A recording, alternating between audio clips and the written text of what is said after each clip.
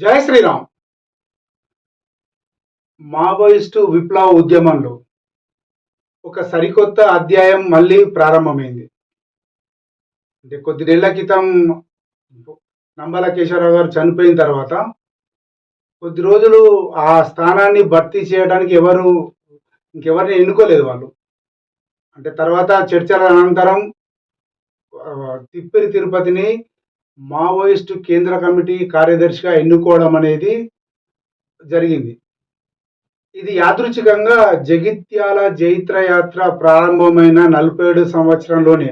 అంటే నిన్నటి రోజే ఇది తెలియడం అనేది ఒక యాదృచ్ఛికమైన సంఘటనే. విప్లవ ఉద్యమానికి జగిత్యాల జైత్రయాత్ర అనేది ఒక పునాది రాయి. అంటే దాని తర్వాతే ఇక ఏదైనా కూడా అంటే జగిత్యాల జైత్రయాత్ర తర్వాత ముందు అనేదే ఇక్కడ వ్యవస్థ. ఇక్కడ అంటే విప్లవ ఉద్యమానికి అదొక బేస్ అయిపోయింది. అలాంటి ఉద్యమం రోజే తిప్పరి తిరుపతిని కార్యదర్శిగా ఎన్నుకోవడం అనేది ఒక యాదృక సంఘటనగా మనం చెప్పుకోవచ్చు. ఈ క్రమంలో జగిత్యాల జిల్లా కొరుట్లకు చెందిన తిప్పరి తిరుపతి విద్యార్థి దశ నుంచి కూడా విప్లవ ఉద్యమంలో అంటే ఫస్ట్ ఇయర్కి వచ్చేసిండు అంటే విప్లవ బాట పట్టాడు. ఆర్ఎస్లో ఉన్నాడు. తర్వాత సెకండ్ ఇయర్ లోపల జూనియర్ కాలేజీ కొరుట్ల జూనియర్ కాలేజీలో ప్రెసిడెంట్గా ఎన్నిక కాబడ్డాడు. ఆ తర్వాత పోరాటం నడుస్తుంది. అతను విప్లవ ఉద్యమం నడుస్తుండే. చాలా అంటే అతన్ని ఎవరైనా కూడా తిరుపతిని కనుక ఎవరైనా అతని రైటింగ్ చూసినా లేకపోతే అతని తెలివి చూసినా కూడా వీడు మంచిగా చదువుకుంటే అంటే వీడు అంటే అప్పుడు పరంజోత్ సార్ అని చెప్పి ఒక పీఈటీ ఉండేవాడు. అతను అనేవాడు అన్నమాట, వీడు మంచిగా చదువుకుంటే ఖచ్చితంగా వీడు తహసీల్దార్ అవుతాడు, అంత తెలివి ఉంది అని చెప్పి ఇట్లా అనేవాడు అనమాట. అంటే అతను ఆ రకంగా అనేవాడు. ఇప్పుడు వీడు అనలేరు కానీ అప్పుడు అందరిని అనేవారు కదా. సరే, ఆ రకంగా అట్లాంటి టాలెంట్ ఉన్న వ్యక్తి తిప్పటి తిరుపతి.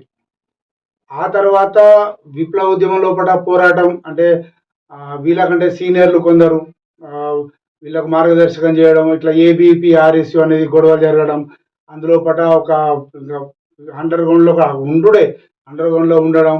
తర్వాత చిట్టాపూర్లో జరిగిన ఒక గ్రామాల తరలిరండి లోపల వెళ్ళిన తర్వాత అక్కడ వాళ్ళందరినీ అరెస్ట్ చేయడం, అదే కుట్టడం, చిత్రహింసలు చేయడం, వాళ్ళందరినీ మెట్పల్లి పోలీస్ స్టేషన్లో ఇవన్నీ జరిగినాయి వీళ్ళ మీద.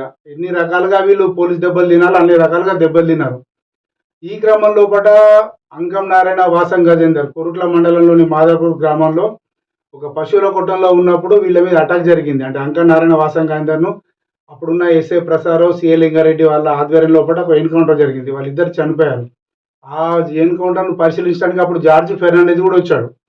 అంటే అప్పుడు జార్జి ఫెర్నాండెజ్ కూడా అప్పుడు మానవ హక్కులకు సంబంధించి పౌర హక్కులకు సంబంధించిన బాధ్యత లోపల అతను కూడా దాన్ని సందర్శించాడు. అంటే ఇట్లా జరిగినాయి. ఈ క్రమం లోపల మళ్ళీ ఆ తర్వాత ఎన్కౌంటర్లు జరుగుతూనే ఉన్నాయి, పోరాటం జరుగుతూనే ఉంది.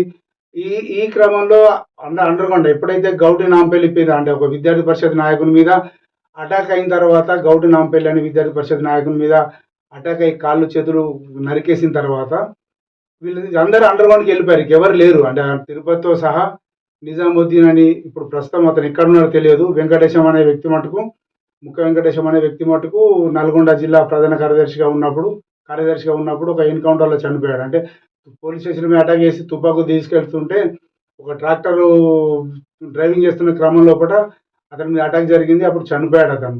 అంటే వీళ్ళతో పాటుగా ఇంకా కొందరు ఉన్నారు. కానీ విద్యార్థి ఆర్గనైజేషన్ నుంచి వచ్చిన వాళ్ళు ఇంకెందరో వచ్చారు. అప్పుడు అంతా కాలేజ్ అంటేనే విప్లవాల ఉద్యమాల పుట్ట అట్లా ఉండేది.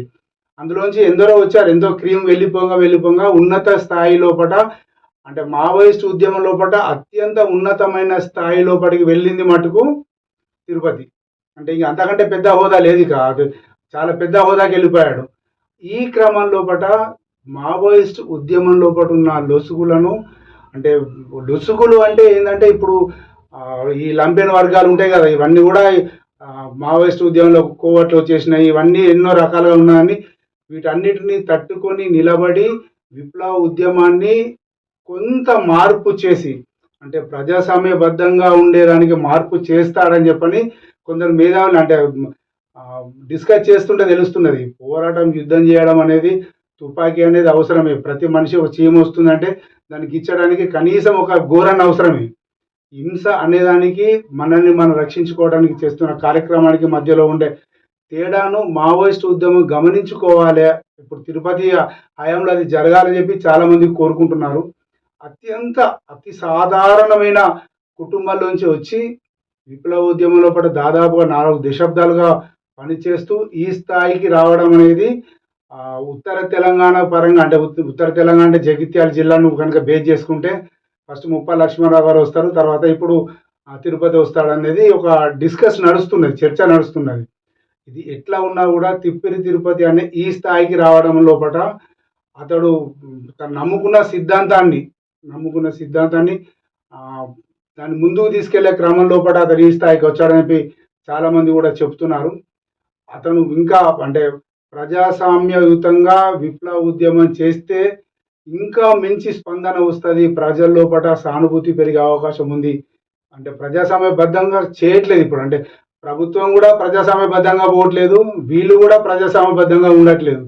కాల్చుకోవడము, మందుపాతలు పెట్టుకోవడము, మాసు మర్డర్సే ఉన్నాయి తప్పితే ప్రజలను భయభ్రాంతులను చేసే సంఘటనలే విప్లవ ఉద్యమము అంటే రాజ్యము ప్లస్ వీళ్ళు 2 వర్గాలు, పీడిత వర్గాలు రాజ్యవర్గాలు 2 కూడా చేస్తున్నాయన్న వాదన ఒకటి వస్తున్నది.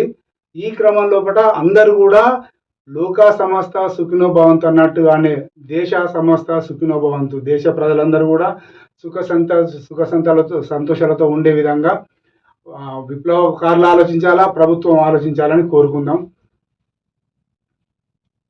జై శ్రీరామ్.